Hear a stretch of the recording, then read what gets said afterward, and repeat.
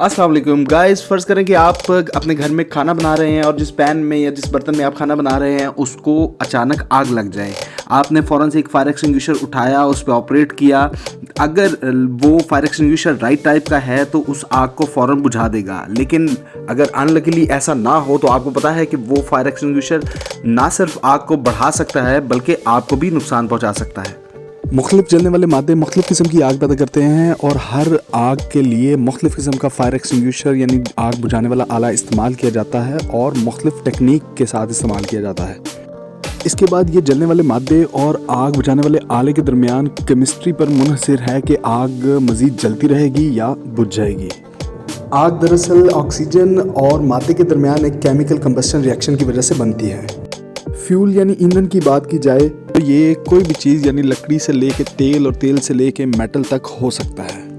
हर किस्म के मादे का एक खास दर्जा हरारत होता है जिस पे कि वो आग पकड़ लेता है। इस दर्जा हरारत को उसका इग्निशन टेम्परेचर कहते हैं। अगर किसी मटेरियल को उसके इग्निशन टेम्परेचर तक गर्म किया जाए और उसके इर्द गिर्द फ़िज़ा में ऑक्सीजन भी मौजूद हो तो आग पैदा हो जाती है। आग के जलने के इस अमल के दौरान होने वाले केमिकल रिएक्शंस उस आग में हीट मुहैया करते हैं और उस आग को बरकरार रखते हैं।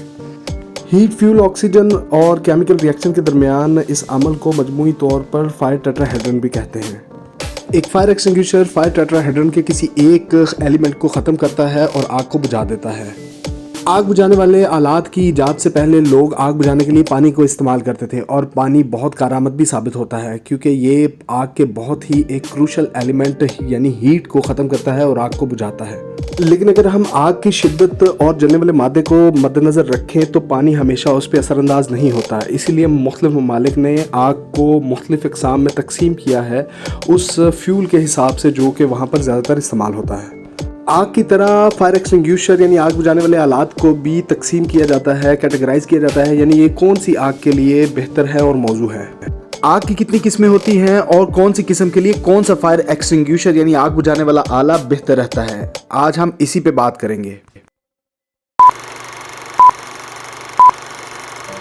केमिस्ट्री ऑफ फायर के सिलसिले की हमारी तीसरी वीडियो है। इससे पहले की दो वीडियोस में हम आग के बुनियादी ढांचे, उसको बुझाने के बुनियादी तरीकों, स्टेट्स ऑफ मैटर और आग के फैलने के बुनियादी तरीकों और वजूहात पे बात कर चुके हैं।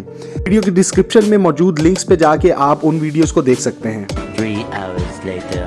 टाइप्स ऑफ फायर की बात की जाए तो आग की तकसीम यानी आग की अक़साम बुनियादी तौर पे फ्यूल बेस्ड होती हैं, यानी जलने वाले मादे पे मुनहसिर होता है कि आग किस किस्म की है।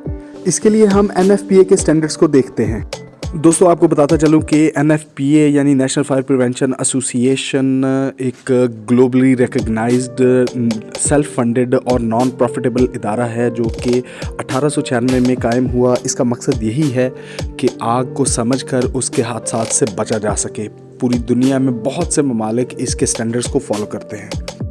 NFPA के स्टैंडर्ड्स के मुताबिक आग को 5 क्लासेस में तकसीम किया जाता है जिसे class A, B, C, D और K का नाम दिया जाता है। क्लास A ठोस की आग है, यानी ऐसी तमाम चीज़ें जलने के बाद राख बन जाती हैं, मसलन लकड़ी, गत्ता, कागज़, कपड़ा वगैरह ठोस की आग कहलाती हैं।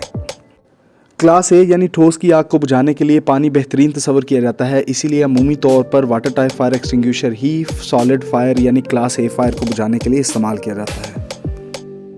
लिक्विड फायर यानी माया की आग को क्लास B में शामिल किया जाता है, यानी फ्लेमेबल लिक्विड्स, डीजल, पेट्रोल वगैरह या ऐसी तमाम चीज़ें जो हरारत मिलने पर पिघल जाती हैं या पिघल कर बहने लगती हैं माया की आग में शामिल होती हैं। वाटर टाइप फायर एक्सटिंग्विशर को कभी भी लिक्विड की आग पे इस्तेमाल नहीं किया जाता क्योंकि इसकी धार तेल को और उस पर लगी आग को भी हर जगह पर फैला देगी। AFFF यानी aqueous film forming foam type fire extinguisher liquid यानी क्लास B फायर के लिए बेस्ट तस्वर किए जाते हैं। इसके अलावा वो तमाम फायर एक्सटिंग्विशर जो कि ऑक्सीजन को परे धकेल देते हैं वो भी इस लिक्विड फायर के लिए इस्तेमाल किए जा सकते हैं। NFPA के मुताबिक तमाम एनर्जाइज्ड इलेक्ट्रिक इक्विपमेंट यानी बिजली से चलने वाले आलात की आग को क्लास C में शामिल किया जाता है। क्लास C पर भी वाटर टाइप फायर एक्सटिंग्विशर को इस्तेमाल करना इंतहाई ख़तरनाक साबित हो सकता है क्योंकि उसकी धार की वजह से आप भी सर्किट में शामिल हो सकते हैं और आपको भी करंट लगने के चांसेस होते हैं। क्लास डी और के की बात की जाए तो क्लास डी फायर में धातों की आग और क्लास के यानी किचन फायर में कुकिंग ऑयल, सब्जियों और फैट्स की आग होती है। क्लास ए, डी और के लिए वाटर बेस्ड फायर एक्सटिंग्विशर्स इस्तेमाल किए जाते हैं, जबकि ये फायर एक्सटिंग्विशर्स क्लास बी और सी में इस्तेमाल नहीं हो सकते। दूसरी जानिब CO2 फायर एक्सटिंग्विशर की बात की जाए तो ये वाहिद फायर एक्सटिंग्विशर है जो कि क्लास बी और सी दोनों के लिए इफेक्टिव है। CO2 चूँकि हवा से भारी होती है, इसलिए ये हवा के साथ साथ ऑक्सीजन को भी परे धकेल देती है और स्मदरिंग के ज़रिए आग को बुझाती है। दूसरी तरफ ये कुदरती तौर पे एक ठंडी गैस है, तो ये एक स्लाइटली कूलिंग इफेक्ट भी देती है और आग की हरारत भी कम करती है और आग को बुझाती है। CO2 चूँकि बिजली की एक नॉन कंडक्टर गैस है, इसलिए भी इसे क्लास सी फायर पर बआसानी इस्तेमाल किया जा सकता है। घरों में सबसे ज़्यादा इस्तेमाल होने वाला fire extinguisher multipurpose dry chemical powder है जो कि क्लास ए, बी और सी की आग को बुझा सकता है। ABC फायर एक्सटिंग्विशर अक्सर मोनो अमोनियम फास्फेट से बने होते हैं। ये वही मोनो अमोनियम फास्फेट है जो कि फर्टिलाइजर्स में इस्तेमाल होती है। मोनो अमोनियम फास्फेट आग के ऊपर एक नॉन फ्लेमेबल डस्ट की तह बिठा देती है जो कि ऑक्सीजन आग तक नहीं पहुंचने देती और आग को बुझा देती है। लेकिन धातु की ऐसी आग जिसमें मैग्नीशियम, पोटासियम, सोडियम और टाइटेनियम वगैरह शामिल हों, ABC फायर एक्सटिंग्विशर भी नहीं बुझा सकते। हमारे यहाँ मशीन शॉप्स या ऐसी जगह जहाँ पर के नट बोल्ट वगैरह तैयार किए जाते हैं, ख़ास तौर पर धातु की आग की लपेट में आ सकती हैं। नट बोल्ट वगैरह की प्रोडक्शन के इस अमल के दौरान मेटल सा डस्ट पैदा होती है जो कि आग लगने के दौरान बहुत जल्दी आग पकड़ती है और आग को फैलाने का बायस भी बनती है।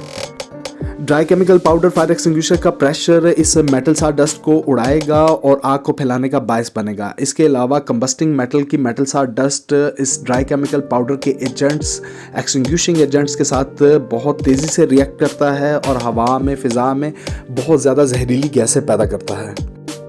धातु की आग की सूरत में हम हमेशा डी क्लास फायर एक्सटिंग्विशर यानी ड्राई पाउडर फायर एक्सटिंग्विशर को ही कंसिडर करते हैं। ये लो प्रेशर फायर एक्सटिंग्विशर होता है तो ये मेटल सा डस्ट को उड़ाता नहीं है। ये dry powder fire extinguisher sodium chloride और ग्रेफाइट से बने होते हैं जो कि कंबस्टिबल मेटल्स के साथ रिएक्ट भी नहीं करते। इसके बरक्स ये आग को ऑक्सीजन से अलग भी करता है और आग में मौजूद हीट को जज़ब करके भी आग को बुझाता है।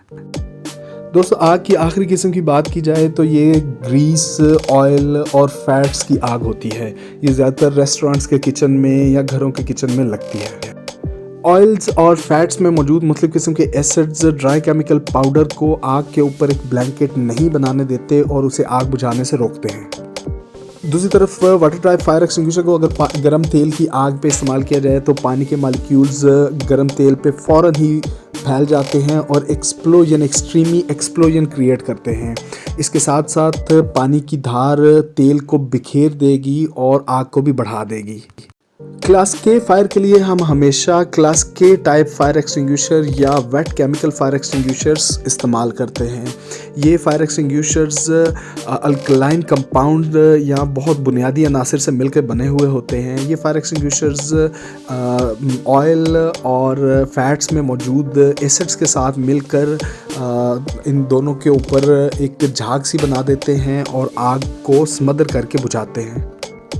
कौन सी आग कौन सी है ये समझने के लिए आप याद रखें कि क्लास ए फायर जलने के बाद राख छोड़ती है, क्लास बी फायर उबलती है, क्लास सी फायर करंट लगाती है, डी फायर डेंस मटेरियल की फायर होती है, धातों की आग, और के फायर हमेशा बावर्ची खाने यानी किचन में ही होती है।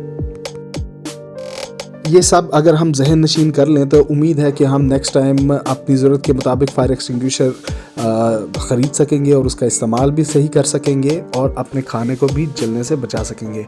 उम्मीद है ये वीडियो आपको पसंद आई होगी। कमेंट में अपनी कीमती राय का इजहार कीजिएगा और इस वीडियो को सबके भले के लिए शेयर करें। बहुत शुक्रिया। अपना बहुत सा ख्याल रखें।